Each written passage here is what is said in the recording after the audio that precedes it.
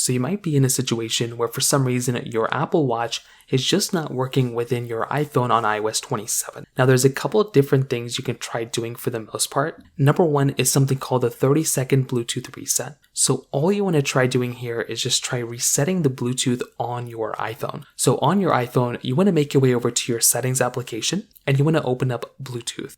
Next up, you want to turn the primary Bluetooth toggle on your iPhone completely to off. So just go through, toggle that switch off to off, and you don't want to just use your control center because the control center Bluetooth off option will still kind of keep it on. So just completely turn it off. Then you want to leave it off for about 30 full seconds. After that, you want to completely shut down your iPhone if you need to, and then you want to go and turn it back on. So you don't have to completely turn it off, just keep it on. Switch your Bluetooth back on, and you want to see if that ends up fixing the problem. Now, sometimes your watchOS 20 device, it basically is required in order for it to be updated to watchOS 27 on iOS 27. So if you have an Apple Watch Ultra 1 Series 8 or older, your watch is capped at watchOS 26, so it's still backwards compatible with iOS 27. But if you own an Apple Watch Ultra 2 or newer, or an Apple Watch Series 9 or newer or SE3, you will have to be on a watchOS 27 in order for it to work. So update your watch to watchOS 27, and for the most part, that should end up fixing it for the most part. So in terms of that basically covers it up there.